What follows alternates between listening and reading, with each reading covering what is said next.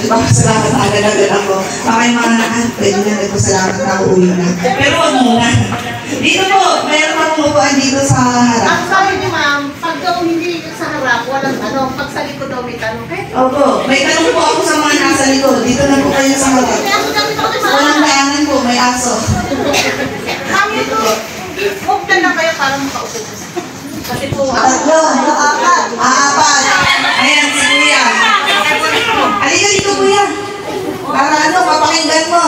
Para habang nagtutunggahan kayo mamaya gabi, may kwento po kayo. Dito po, meron po. Hindi siya against the light. Against, ma'am. Bilang babae. No? Kaya mga kuya, medyo i-share na lang po ninyo sa mga barkada ninyo, sa mga kilala ninyo, para yung mga bawal, huwag pong gawin. Pero yung hindi bawal, pwede po ninyong gawin yun. So yun, simula po tayo sa RA 9262. Ito po yung nangangalaga sa mga, ay hello po ka, good afternoon po. Ayan. Yung RA 9262 natin, ito po yung nangangalaga sa karapatan natin bilang babae at yung mga anak po natin. So sa 9262, ang pwedeng magsampa po dito ay ikaw na asawa at yung inyong mga anak. Sa RA 9262, meron tayong sinasabing physical, psychological, financial, at saka economic abuse, at saka may sexual abuse pa po. Madami po, no? So yun, isa-isahin po natin para maintindihan po natin, para pagka may mangyari man, or kung naman may mangyari, o kaya may mga kakilala kayo na kailangan ng advice, pwede ninyong advicean. At sabihin po ninyo kung ano yung mga steps na dapat po ninyong gawin. So ang pinakauna po is yung physical abuse. Pag kayo ay binubugbog, sinasampal. Physical ha, hindi yung binubugbog ng pagmamahal. Ano po? Walang kaso po pag binubugbog kayo ng pagmamahal. Asan po? Hindi dito. kanina dito sa harap. Umalis. Dito, para at least alam niyo po kung ano gagawin. So yun. Ang physical po natin is yun nga, yung binubugbog, sinasakal, sinasapak. Ano pa ba ang pwede? Minubugbog sa pader, minubugbog, hindi sa harapan ha. Para na minubugbog lang kayo sa harap. Sa pader naman, yung binubugbog. Ay, hindi ka dito. Dito po.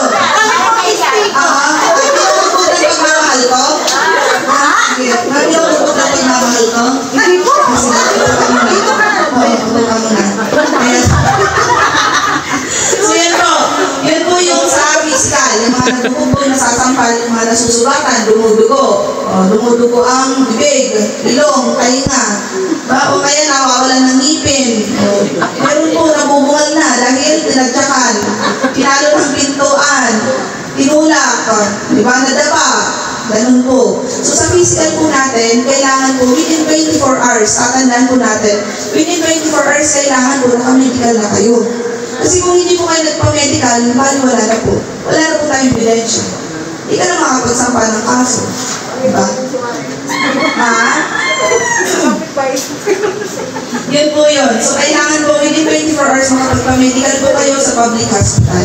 Hindi po tayo pwedeng magpa-medical sa private hospital. Bakit? Sa tingin nyo, bakit po bawal sa private? Mahal. Maliban sa mahal. Hindi tinatanggap kasi pwedeng bayaran. Mahal, pero pwedeng bayaran. Pwede mong sabihin, malalim yung sugat mo. Yun pala, gas-gas lang. Yun. Yun ang ayaw ng court na mangyari. So sa physical abuse, kailangan may medical legal within 24 hours. Kasi pag nalagpas 24 hours, hindi na po kayo bibigyan. Tay, mga kuya, huwag nyo na mag-isipin, ikulong ko muna yung asawa ko. After 24 hours, siya kapalabasin para di makapagpa-medical. Huwag naman gano'n, ano? Bakit naman ang isipin nyo? Huwag naman. Huwag kasi magbugbog para hindi magpa-medical. Bugbugin ninyo ng pagmamahal lang. Ano? Hindi yung dumudugo na, o black and blue. Bawal po yun. So yun po. Pangalawa, ang psychological. Dati-dati po pag psychological, okay lang po walang psychological evaluation. Ngayon, kailangan po ni court na may psychological evaluation. Ibig sabihin, magpapatingin po kayo sa psychologist. Kung totoo ba na kayo ay may trauma. Kasi may iba, nagdrama-dramahan na binububog ng asawa, yun pala hindi naman. O di kaya naman, sinasabihan ng masasakit na salita ng asawa, hindi naman pala. Siya pala ang malakdak. Diba? Bakit? Nasasaktan ka na? Yun, mabalik ka na, diba? Sa mental abuse po kasi yun po yung laging umura ng asawa. O kaya mga kuya, bawal yun na. Yung sasabihin mo yung asawa mo, pangit. Hindi kaya ang baho. O bakit sa inyo, di ba mabaho? Baka pagdating kasi ninyo, si Baksip agad, sasabihin mo, mapangit. Hindi yung sabihin kasi ninyo, mahal, pauwi na ako. Ligo ka muna. Ang gusto kong amoy na yun, yung sampagita. Anong sampagita? Di ba may surf? Sampagita daw, yung gamitin niya. Kasi may iba kasi mga kalalakihan, sabi nila, babaw yung kabit nila. Kasi alam naman ang kabit, pupunta si lalaki doon para lang umangoy, di ba? O, kaya magpapabango yun. Sa asawa ninyo, sabihin ninyo, magpabango, pag uwi ninyo, mabango na yan. Baka doble pa. Diba? Pwede niyo siba-siban, isang oras, 2 oras, mabango pa din. Hanggang maloob-looban. Pwede ba yun? Ano kayo naglagay? Ha? Kakul na? Ano yun? Diba? Kasi minsan kasi ang ng mga kalalakihan, ang baho-baho ng asawa ko, kaya namili ako ng mas mabango. Ang taba-taba ng asawa ko, kaya namili ako ng payat. Pero hindi nila naisip, kaya tumaba yung asawa dahil lang anak. Kaya may junior kayo. Diba? May prinsesa kayo. Kasi nanganak yung asawa nyo, tumaba. Diba? O, bigyan mo ng pang-gym para pumayat. Kaya lang baka, hariin naman ng instructor sa gym. Diba? Pwede na sabay na lang kayo mag-walking na lang para parang dating nyo, diba? Yun kasi yung sa mental health ng babae. Pagka minumura po ninyo, nagkakaroon po ng trauma. Kahit po siya ay ang ganda-ganda niya dati, itingnan niyo pagka lagi-lagi niyong sinasabihan ng masasakit po mapangit. Hindi lang na-express yung sarili dahil nahihiya, di ba? Nahihiya na kayo, sinasabihan ako ng ganito. O di kayo walang kaibigan na pwede pagsabihan. May mga ganun po ba dito? Ay! Ano po ba niya? Na ano siya ha?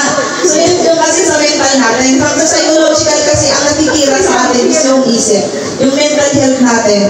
Na parang iniisip natin, ay ang dumi-dumi ko pala. Ay ang baho-baho ko pala. Dahil sa sinasabi ng asawa ninyo.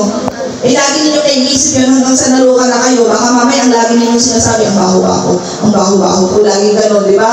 O nagkakaroon na siya ng mental distress. So yun yung nakikita po ng psychologist. Yung ganon. So pagka meron na kayong mga psychological evaluation na nakuha sa doktor, pwede na pong gamitin yung evidence in court para makapagsampa ng psychological abuse. Naiintindihan po natin. Ang psychological evaluation po natin, pwedeng private kung meron po kayong pera at gusto niyo mabilis agad makuha ang result. Meron naman tayong libre, yun po yung 4 to 6 months ang inaabot sa Mandaluyong, libre po yun. I-refer po kayo ng DSWD para po makakuha. So wala pong problema doon. So sa may gusto na mag-try ng psychological, yung lagi pinumura, pwede po. I-refer po namin kayo. Meron po ba dito?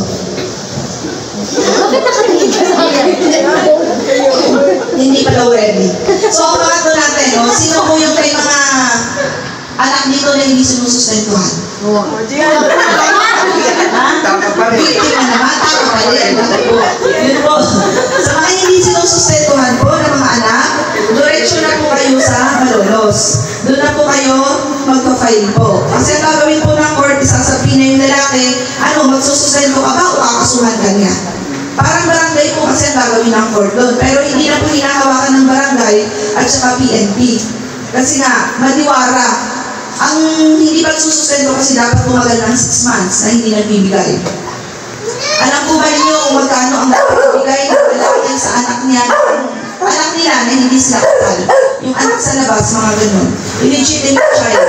Alam po ba ninyo, may idea kayong ano? Wala. 3,000 po. Yun ang minimum ha. Minimum. Hindi ibig sabihin yun na yun. minimum po yun. Ibig sabihin, halimbawa, tricycle driver, walang kakayahang magbigay ng malaki. So, yung minimum, dapat limit niya, yung 3,000 na ibibigay niya per month. Pero pag may trabaho siya, may steady job siya at nagsasahod ng 10,000, dapat mga 5,000 ibigay dun sa anak. Hati. Nag-gets po natin. Kasi sabi ko, may sinabihan ako 3,000. Ang sabi nila, sabi ni Ma'am, 3,000 lang, 3,000 lang ibibigay ko. Anak ang sahod niya, 15,000 to 20,000. Hindi naman gano'n. Kasi depende sa pangangailangan ng bata, di ba? Agree po ba kayo doon? O, sa mga anak naman, ang mga kinasal, magkano kaya ang dapat ibigay na sustento bawat bata? Sino po may idea?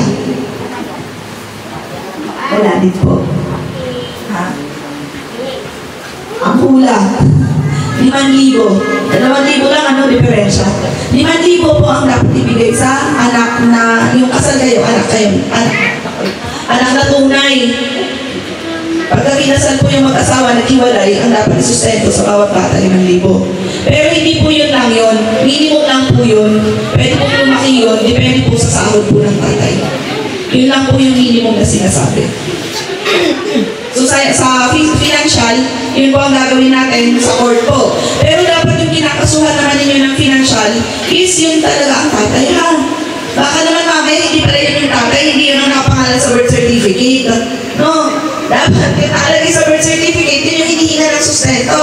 Hindi ibang tao, ha? May nagpunta sa akin, pinipilit niya kasi daw, naging karelasyon na niya. Yun ang usapan, susustentuhan. Nakita ko sa birth certificate, hindi naman yung tatay. So, hindi po pwede yun. Kailangan kung sino yung nakalagay na tatay dun sa birth certificate. Kaya pagka kayo nabuntis, ilagay na ninyo kung sino nakabuntis sa inyo. Para alam niyo kung sino kakabulin ninyo. Kasi pagdating ng panahon, mayaman kayo ngayon. Paano pagdating ng panahon, mawala yung negosyo? O paano pa mahihingan ng sustento yung bata? Paano makakakuha ng karapatan yung bata dun sa tatay niya? Kasi wala. Hindi nyo nilagay sa birth certificate. Pagpa-DNA test pa ba kayo? Makalahal. Ito ba? Ay, ilagay nyo na kahit ang sama ng loob ninyo. Ilagay nyo na. Baka yung mama maging presidente. Diba? So, yun po ilagay natin. So, may tanong po sa financial. Yes po. Paano po pagtatlo yung anak? Legal kayo? Legal kayo mag-asawa? Hindi po sa akin. Paano po pagtatlo Tatlo yung anak ninyo. Hindi, kasal ba kayo? Hindi, sila. Kasal sila. 15,000.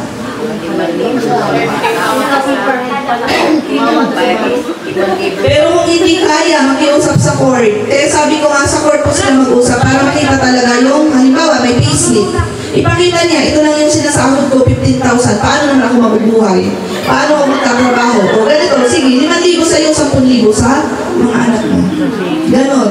Court ang mag-decide para talagang may kasulatan na pirmado ninyo, notarized ng court. Yun yun. Sabihin mo, 15,000 daw sa'yo. Ang sahod nga niya, 15,000, paano naman mabubuhay yun? Aanuhin po yun. Aanuhin ng court yun. Anong dapat niyang ibigay?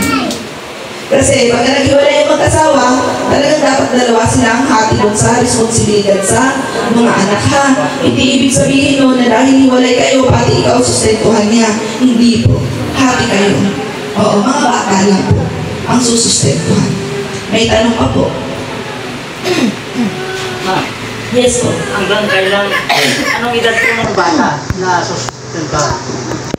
Ang nasa batas po is 18 years old. Ay, 17. Pagtungtong ng 18, kaya lang kasi may K-12 tayo ngayon. Nag-aaral yung mga bata. Bilang tatay, kung kayo man yung tatay na yun, bilang tatay naman at nag-aaral yung anak mo, ituloy mo na hanggang matapos. Ganun, yung anak mo naman ang susustentuhan mo po, iwag yung nanay eh. O halimbawa, nag-aaral siya, hati kayo ng nanay, ikaw nanay ang bayad sa pamasahe, sa allowance, ako naman sa school tuition. Ganun po. Pero nasa pag-uusap po nun, kasi nasa hirap ng buhay ngayon. Dati-dati kasi nasa 18 na, baka tapos na yung anak or hindi, nag-aaral pa po eh, di ba? Kahit sabihin natin wala yung K-12 natin, nag-aaral pa din po eh.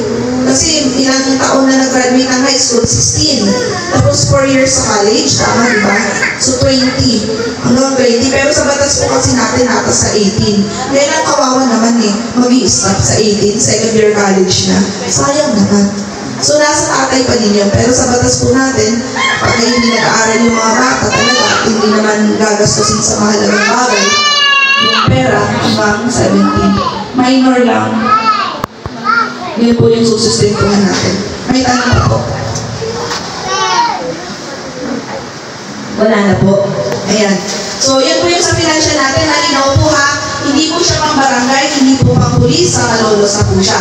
Pwede sa barangay, halimbawa, hindi niya alam na yung anak mo is anak niya. Pag-usapan ninyo kung susustentuhan pa niya o hindi.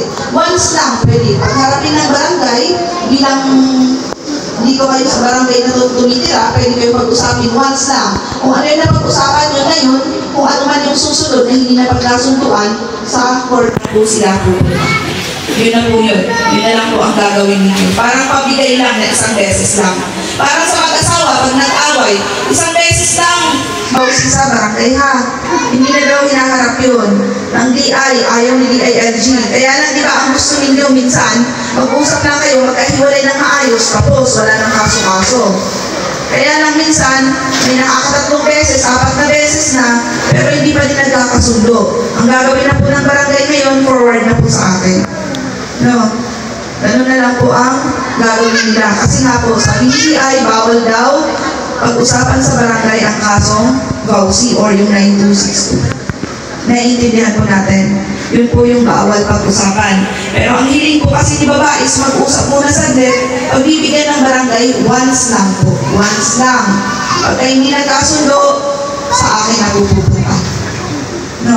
Huwag po kayong matakot. Walang bayad po ang magtanong. Walang bayad po ang magpunta sa istasyon ha. Kasi may iba, sasabihin sa biktima, o bakit? May pera ka ba para magsampa ka ng demanda? Hindi po mahal ang magsampa ng demanda. May pamasahe ka lang pumuntang Malolos, meron ka lang pang Xerox na mga dapat i-Xerox. Diba? Hindi naman naabot sa libo-libo. Nasa 500 pesos. Pwede ka lang magsampa ng demanda. Pamasahe na lang po ang iintindihin din sa pagpunta-punta sa hearing. No? Pagka hindi talaga kaya, kasi may iba nagtitiis. Okay, pagka hindi na kaya, wag na, ano? Nakakaya pa? So, yun po yung sa financial natin. Pangatlo po is yung sa sexual abuse. Ang mag-asawa, medyo takpan ninyo yung mga tainga ng anak nyo, ha? Sa mag-asawa, bakit sinasabi may marital rape na reklamo? Eh, mag-asawa naman. Di ba part naman ng mag-asawa na gawin talaga yun, di ba? May interport. Sa tingin po ninyo, bakit bawal pong pilitin ng asawa? Kasi magmamarital rape. Pero ba nagre-reklamo dito, yung laging pinipilit? Wala naman. Lahat naman gusto, no? Lahat gusto. Pero yung mga kuya, yun kasi usually, hindi naman talaga sa pinipilit mong sumiting yung asawa mo sa'yo. May iba kasing kalalakihan dahil sa pinapanood sa social media, kung saan-saan pinapasok yung batuta. Oh, di ba? Kasakit yun. Di ba? Pagka nga natigasan lang ng dumi, ilalabas mo, masakit, di ba? Iba pa kayo papasukan ka ng matigas din. Yun mga kuya, bawal yun ha. Yung mga sodomy, pinapanood kasi nila para nasasarapan yung babae, gagawin sa asawa. Eh, hindi po lahat yung pinapanood ninyo, totoo yun.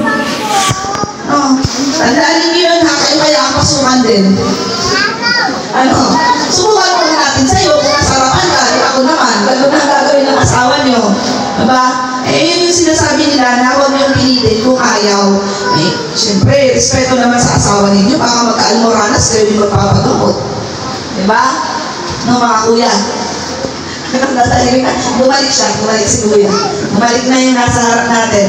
So yun, pero kuya, pagka kayo naman pinilit ni misis, anong gagawin? Huwag din pagbigyan. Ha? Pagbigyan mo kuya.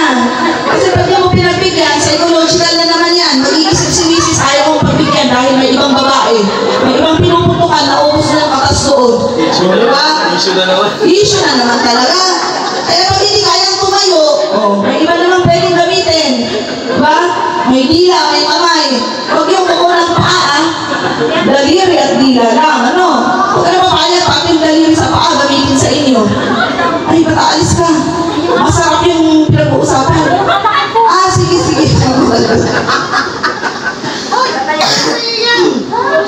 Diba? Natatawa tayo, pero ganun talaga sa mag-asawa, bigayan lang po, ano? Pagbigyan ninyo, kasi baka lagi-lagi kayong hindi nagbibigay, iisipin talaga ng babae, hindi nang nagsasalita yan, sabihin niya, ay may iba to, may mga pinuputukan to, laging pagod, ay may nauubos yung katas nito. Oy, kayo mga lalaki, alam namin kung marami o kunti yung lumalabas.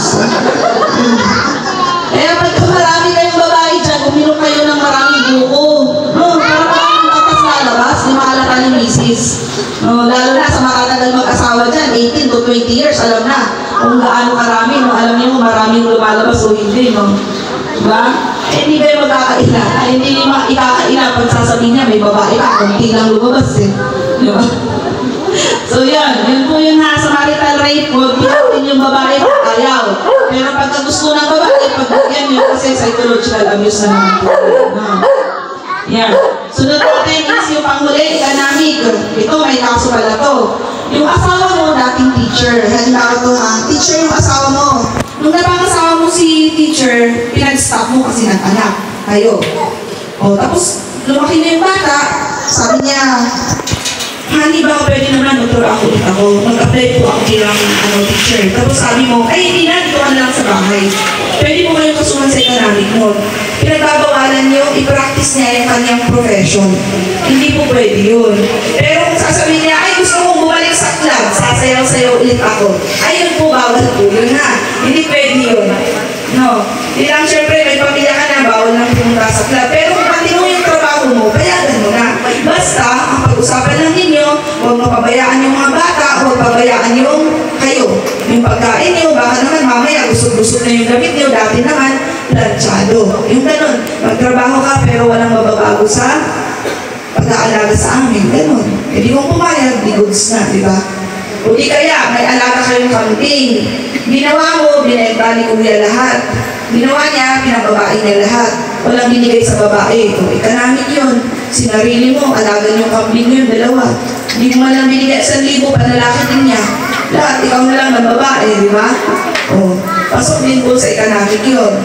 Kaya, yung lahat ng, sabi nga nila, sa isang mag-asawa, conjugal property, lahat ng ari-arian na naipon nung magkasama kayo is conjugal po ang tawag doon. Kung ibebenta ninyo, hati kayo, kasama yung mga anak siya. Nag-gets po natin. Kasi baka sabihin nyo, hindi, akin to eh. Hindi, na-ipundar ninyo yan kung kayo ay mag-asawa. Kahit sabihin pa po ninyo na nasa bahay ng asawa nyo, sino bang nagluluto ng pagkain nyo? Sino po ba naglalaban ng damit nyo? Di ba? Sino bang naglalambing sa inyo? Di ba? Siya din. Asawa din. So pag wala siya, baka hindi mo napundar kasi walang tumulong din sa'yo. So nakuha po natin, nakapaloob sa RA 926 natin, baka may mga tanong pa po. Wala po. Hindi ba ninyo tatanungin, paano kung hindi kami kasal? Paano kung kabit ako? May karapatan ba akong magsampa ng limanang gano'n? Sa tingin nyo, si kabit ba pwedeng magsampa ng limanda kung siya ay sinaktan ng asawa ninyo? Kabit siya? O di kaya, yung live-in, di ba? Yung mga live-in covered po ha sa 926 ka-live-in, mga ano bang ibang tawag sa ka-live-in? Mga boyfriend, girlfriend, kasama din po yun kahit hindi po kayo nagsama sa bahay. Pag sinaktan po ninyo, pasok pa rin po siya sa RA 9262. Kasaan sa balik? Opo, kasama din po yung sa 9262. Kahit isang beses lang, nagkalimutan, isang gabi lang na may nangyari. Sa RA 9262 pa din pagka sinampal mo siya. Tatanda namin yan. Opo. Meron po ba dyan? Si Kabit. Pwede din po magsampa ng kaso si Kabit. Kaya ingatan niyo yung mga kabit ninyo. Huwag na kasi kayo mga kabit-kabit. Kasi kayo mas matapang pa kaysa sa asawa niyo yung kabit niyo. Minsan yung mga pinundar ninyo, mauubos na lang bigla yan.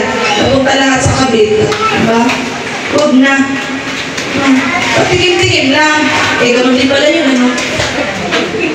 Hindi na, huwag na po ninyong gawin para wala na. So yan po yung sa RA 9262 natin ha. Wala talagang tanong, sure kayo? Wala po? Wala.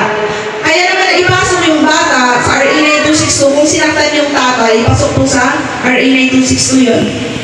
Pagka sinipan niya, physical injuries in relation to RA 9262. Physical abuse po yun. 9262.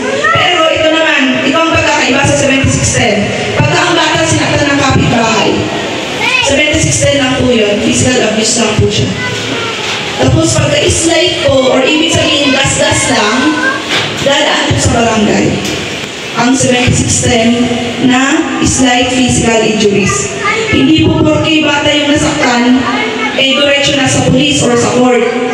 Pag haharapin pa po sa barangay, pagka ang healing period o yung araw na ihilom yung sugat ng bata is 7 days below or 9 days below, papasok pa din po siya sa barangay. CFA pa din po. May tanong po doon. May tanong po kayo doon. Kasi may iba bakit hindi? Bata naman yung nasaktan. Hindi po. Magbibis po kasi ang court sa kung ilang araw po maghihilom yung sugat. Pagka 9 days below lang po, kailangan po ng CFA. Ibig sabihin maghaharap po sa barangay 3 beses. Dapat within 30 days, may issuehan po yung barangay ng CFA para mag-file ng kaso. Pero pagka malala, natuklap na yung tainga ng bata, pang-pulis na po yun. Biyak yung noo, pang-pulis na po yun. Kaya nga, may nasasaktan talaga sa mga magulang pagka sabihin namin na yung pagbabasihan po kasi is kung gaano kalala. Ang magiging sagot ng magulang, ay kailangan pala mamatay halos yung anak ko bago ninyo aksyonan or bago sampahan. Hindi po sa ganon. Masasampahan po yung slight physical injuries pero dadaan po siya sa proseso. Hindi po yung inquest agad or kulong agad sa tao. Kailangan po may CFA. Yun po ang sabi ng court. Court po ang may sabi nun. Kasi sinubukan na namin idiretso ang isang kaso na ganun lang, pinabalik po ulit siya ni court sa barangay. Nagets po natin, ha? Yun ang ipaliwanag natin sa mga kakilala natin na hindi lahat ng kaso na nasaktan yung bata, pulis agad, barangay po muna. 3 paghamon bago mabigyan. Wala na po ka, naintindihan na po natin yan. Kasi yun po kasi yung bag, parang dati-dati, diretso na pagkabata. Ngayon po kasi hindi na po. May ginaba po kasi yung yung sa court kasi August 21, 2024 yun. Hindi na lang po probable. Ano po ba kayo? Halimbawa yung rape. Ano ba ang rape? Ano ang pinakamahalaga para consider natin na rape yung nangyari sa isang tao? Rape ba yung sa hotel nangyari? Sa tingin po ninyo, rape po ba pag sa hotel nangyari? Hindi siguro, no? Sumama ka sa rape, tapos 25 years old ka. Sumama ka sa hotel, sabihin mo, naghahasa ka. Ano nangyari? Paano mo pinatulog lang yung tao? Tapos dinala doon sa hotel. Patunayan muna niya na pinainom siya ng pampatulog. So dapat, pagkagising niya mula sa hotel, pumunta agad ng medical, pa-extract agad ng dugo para i-examine kung may sleeping pills o anuman drugs na nasa katawan niya. Kasi pag negative yun, wala, gawa-gawa na lang yun. Bale ba, unahin mo na sa medical? Oo, agad-agad. Sa pulis? Sa pulis. Kasi hindi ko din i-entertain yan kung sasabihin mo, hinaluan ng ganito, asan ebidensya mo? Hindi, punta agad ng hospital, pakuha agad ng dugo, para makita kung talagang may pinainom. Kasi ngayon po, hindi mo naniniwala ang court, nagkwento ka lang, yun na yun. Kailangan po may ebidensya po na may pakita. Ganun po yun. So, ang rape po natin, kailangan po, pinilit ka. Hindi yung komportable ka na habang nakatihaya. Hindi gahasa yun. Yung naglalakad ka, hinapak ka sa kanal, ang baho-baho ng kanal, doon ka, sinaksakan ng batuta. Yun, rape yun. Pero yung dinala ka sa hotel, kung komportable kang nakatihaya, hindi po rape yun. No? Na-enjoy mo di kaya nalasing kayo, nagpunta kayo ng hotel, hindi pa din dahilan yung pagkalasing mo para sabihin mo nag-aasa ka. Alam mo nang bakulaw yung kaharap mo sa inuman eh. Sige ka pa rin ng sige, di ba? Sinundan ka sa CR, may nangyari na sa inyo kasi susuray-suray ka na, di ba? Kasalanan ko din, lalo pag nasa tamang edad po tayo, alam na natin yun eh. Ay, may gusto sa akin to, lalo pag kumikindat-kindat, di ba? Ay, may something na to, uwi na nga ako, bakulaw to eh. Kaya lang, kung ikaw eh, gusto mo naman, nag-i-stay ka talaga dyan hanggang sa malasing kayo eh. Hindi na katuloy sa... Saan? Likod bahay, sa banyo. Pagpunta ko sa banyo, Diyos ko, naano ako dito pala eh, wala pang flash. O, di ba? Ang hirap na. So yun po ang rape ha, pinilit po. Hindi po yung ginusto ninyo, tapos napangitan kayo, di kayo nasarapan, reklamo kayo ng rape. Hindi po yung rape, no? Lalo pag natatanda tayo. Sa mga bata naman, yung magulang, naabutan mo yung anak mo, may kaano sa kwarto, yung boyfriend niya. Hindi po rape yun agad-agad. Kasi mag-boyfriend sila. Papasok lang po siya ng sexual abuse. Kasi ginusto ng anak ninyo. Pero, wala po sa tamang edad. Kaya ang nilalaban lang po natin is yung edad niya na ayon sa batas, pagka minor, hindi nakakapag-isip ng matino. Kulang-kulang pa sa pag-iisip. So, ang nilalaban natin, edad lang, kaya sexual abuse lang po yun. Hindi po siya papasok sa rape. Maliban kung yung anak ninyo is tinatak sa madilim, ginahasa. Doon. Hindi niya boyfriend yun, hindi niya kaano-ano yun, basta hinatak na lang siya doon. Yun po ang rape. Pero kung boyfriend ng anak ninyo yan, ginusto ng anak ninyo, pero ang ilalaban natin, edad niya. Kaya, sexual abuse lang po siya papasok. Naiintindihan po natin? So, ang sexual abuse po is, kailangan po, meron po tayong medical, patunay na dalaw po yung anak ninyo, ng kanyang boyfriend. Pangalawa, kung gusto niyo mas makapit, psychological. Dalawa ng kaso po yun. Pero yung lagi kong sinasabi sa inyo, hindi po ninyo pwedeng ipilit sa akin na rape ang nangyari kung boyfriend niya ang bumalaw sa kanya. No? Kasi sa lahat naman ng mga nangyayari ngayon, lalo sa mga kabataan, hindi gusto nila. Edad lang po talaga nilalaban nila kasi wala sila sa tamang pag-iisip na gawin yun. Akala nila tama yun, pero hindi. Pagka 18 na sila, doon nila marirealize ay yung pangit pala nun. Diba? So yun po yun na hindi rape. Sexual abuse na lang. May tanong po doon. Kasi may iba po, bakit hindi rape? Pinilit nga siya. Hindi mo siya pinilit. Boyfriend niya. O di kaya ito, ang bata is pumapayag na gawin yun sa kanya o bastusin siya dahil may binibigay na pera. O di kaya binibigyan ng pagkain, binibigyan ng cellphone. Halimbawa na lang si tricycle driver, sundo ng bata. Sabi niya, pahawak naman ng bebe mo, bigyan kita 5 piso. O pinahawak ng bata. Diba? Hanggang sa lumaki ng lumaki. O sa labas lang ang hawak. Kinabukasan, 20 kasi sa loob. O sa susunod na sa baba naman, magiging 100. Hanggang sa pumayag na yung bata na ibigay yung sarili dun sa tao. Sa sexual abuse pa rin po siya papasok. Pero, ilan yun? Isa sa labas, pangalawa sa loob, isa sa baba ulit, o kung ilang beses na hinawak-hawakan, yun po ang magiging counts nun. O kung 10 counts of sexual abuse in relation to RA 7610. 10 kaso po ang kakaharapin ng tao. Parang rape din siya. Pero sexual abuse lang po siya papasok.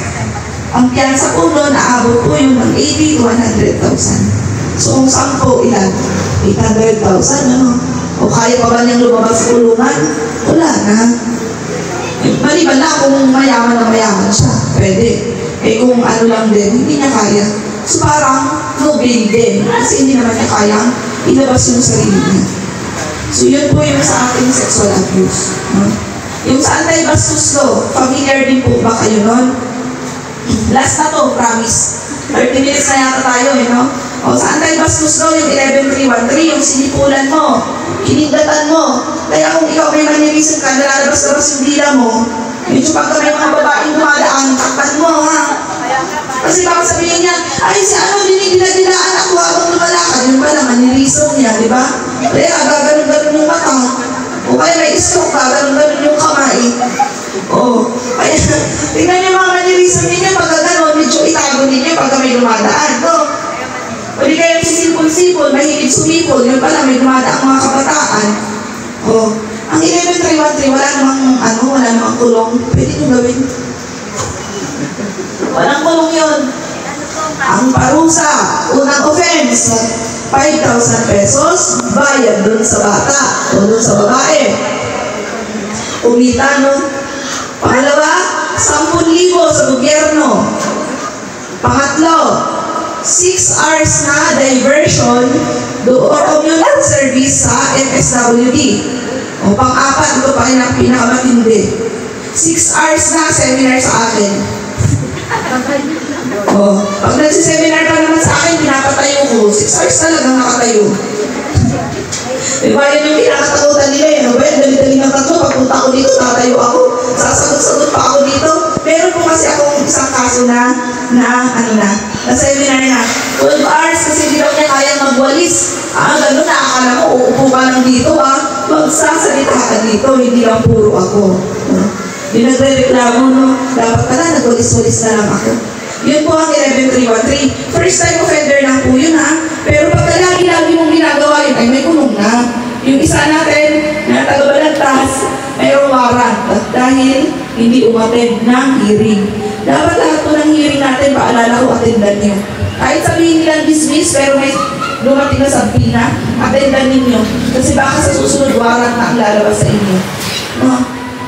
Yun po yung ninyo. So sa 11313, may first, second, and third offense, pang-apat, tulong na po kayo nun. No? So, huwag ninyong gawin. Joke lang, sinabi ko na gawin ninyo kasi walang kulong. Kasi pagka nakatatlong beses na pang-apat na kulong na po kayo nun. So, yun po. May mga tanong po ba kayo? Wala na, magsasain na, no? Baka may RA na itong dyan eh. Binutog ng asawa, di nagsain. So, wala na po. So, yun lang po. Maraming salamat. Yung tabi yung sinasabi ko sa inyo, pag may mga tanong po kayo, pwede kayo Bausi. Pag di matanong ni Bausi, pumunta kayo sa stasyon. Walang bayad. No? May candy ako doon.